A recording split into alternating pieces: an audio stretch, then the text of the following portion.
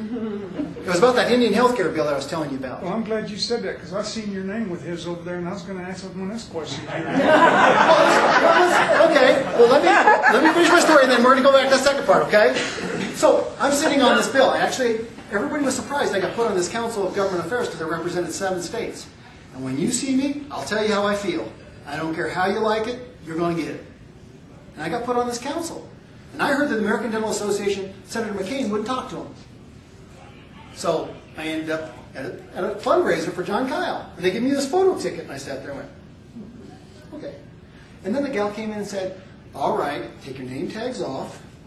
Because you don't have one right now. Take it off. Make sure you're nice and good looking. And I went,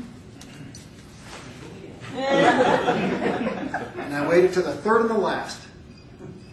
And when we got in that between Kyle and John McCain, I started in. She said, you're a mess. And I started in on him. I said, Senator McCain, I said, this Indian health care bill is an atrocity. Listen, let me tell you, people don't much want to live up there, much rather give health care up there. I said, excuse me, it's coming to Arizona. No, it's not, he said to me. We've got it walled off in Alaska. I said, funny thing, I have the minutes from the Intertribal Council, which you endorsed it. He goes, the hell I did. I said, yes, you did, sir. And he said, I suppose you're telling me I'm a liar, or something to that aspect. And I said, well, let me tell you. I thought you were a better historian than I was. That one man doesn't stop the federal government nor the public health service. At that point, he turned red and was hopping. And he said, I suppose you have a better idea. And I said, yes, I do. I was whisked away after the photo. I sat around because I thought, uh-oh. We got an angry senator. After that meeting, he was milling around. I went up to him and he knew me. He said, Paul, did I do that in your tribal council? I said, yes, you did, sir. I have it in my car. Anybody that knows me, I carry everything in my car. I had the minutes in the car. He said, no. He said, whatever happened, happened in the committee. Whatever happens on the House or Senate floor happens, and winked and smiled. Because come and see me. The one thing I'll say about Senator McCain, he's always given me access to himself and to his staff. That's what I'll say. Don't agree much, but he's given me access. But there was some magic in that, because I learned what was happening behind the scenes and was able to push some of the things that I'm still pushing now on behalf of America. Now, why those signs are all up there? We happen to have the same PR people. And when they do signs, they do it all together. I'm a capitalist. I don't have lots of money. Senator McCain does. When they go out there, I get a break. Okay? Does that help to answer? Yeah. I'm not endorsing anybody. And I can tell you... I didn't say you said I know. I just wondered if you're in favor of him. That was my When I went back to D.C. recently, the press corner, they found out I was in town and they said, listen, who are you picking in that race? I said, you know what? There's a standing deal. Congressional candidates shouldn't be endorsing any other congressional candidates. Congressional delegation shouldn't either. And I said, you know what? To be honest with you, actually both of them pushed me in this race and supported me to get in this race. I said it's for up to Arizona to decide. And I think that's the way it should be. Every single congressional delegation should wait until after the primary. Yes, sir. I had some question about why you want to get into this, but that's pretty much come out of a lot of your talk already. But I want to know, what makes you think, as a junior congressman going into the barrel of wolves that was there, that you're going to have any effect as a one-man? What's your plan to try to build a consortium of like-minded men like yourself to start doing something about reading the bills they create? You just made a remark about John McCain. Oh, it was in committee and got lost, which immediately told me he didn't read what he was signing. And I think that's the problem with all of them there. They just sign things because they're under pressure. I want something from you, so you got to give me something. And how do you get away from all that wheeling and dealing and start thinking about what's important to the people you're representing? You know, why so much believing in me and what's in it for me? Well, here's the first thing. I'm not an attorney, so I'm not lost in the shuffle. There will only be one dentist unless I'm elected, and my good friend Lee Hawkins out of Georgia. And why is that important to you? Dentistry has always answered the table what's on best on behalf of the patients. They actually sponsor the Patient Bill of Rights, the advocacy of red flags rule for small businesses. You can go on and on and on. And the thing that is, there's going to be still less than 20 physicians and dentists in the whole thing. And the whole group gives me standing. Number two is they've already seen me. Some of these people that will still be left behind have already seen me. And I've said, shame on you. Some of them I've applauded. Because I think you come with ideas, and that's number one. But I think the standing is the best part. They've actually seen somebody that said, you know what, found out about this bell called McCarran-Ferguson. In fact, the American Dental Association didn't even want to do it. I actually went to Peter DeFazio, who I actually heard his friend, Gene Taylor, Congressman Gene Taylor out of Mississippi, on the Lou Dobbs show, talk about this bill. And I went before my meeting to go see him. I found out all about the bill. I actually let all the staff of the American Dental Association hang themselves. Because I asked about, is there any other bills we should be aware of?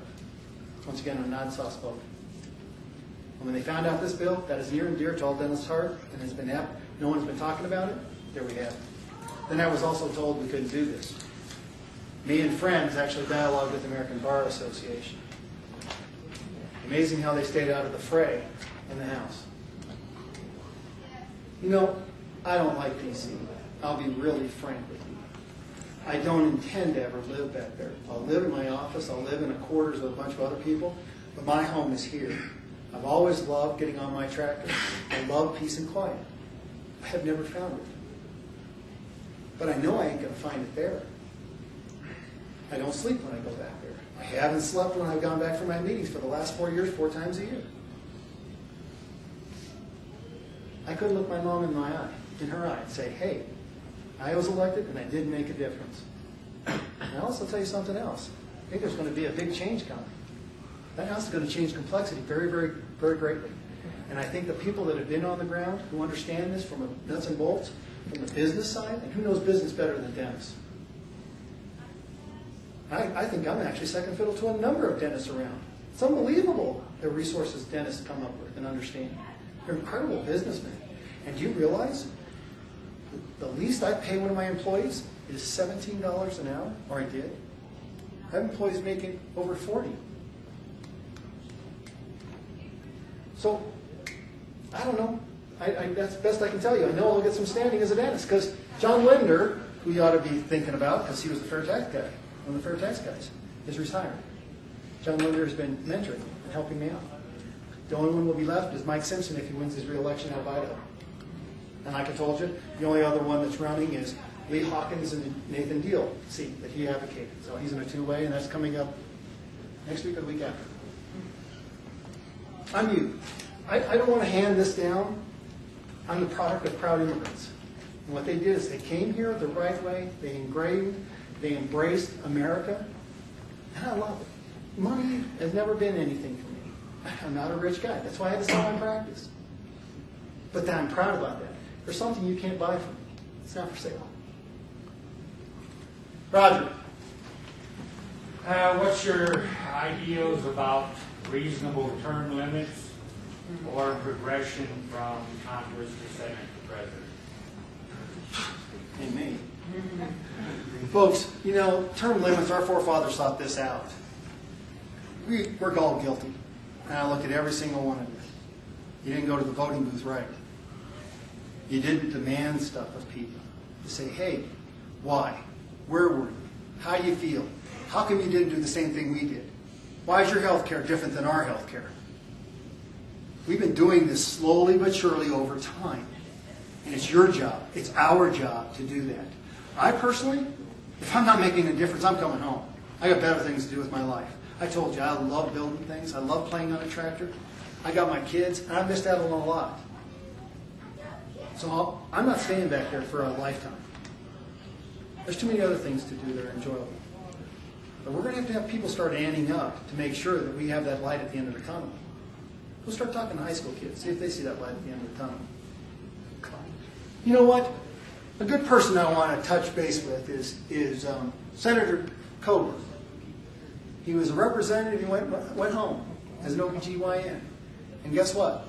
They said, you know what? You did such a darn good job. We want you back as senator. That's kind of a neat little story. He's a good man. He's a good man. I know Senator Coburn. And I think that's the right way. But I think, you know what? Don't let your guard down. Don't. And if I'm elected and someone's not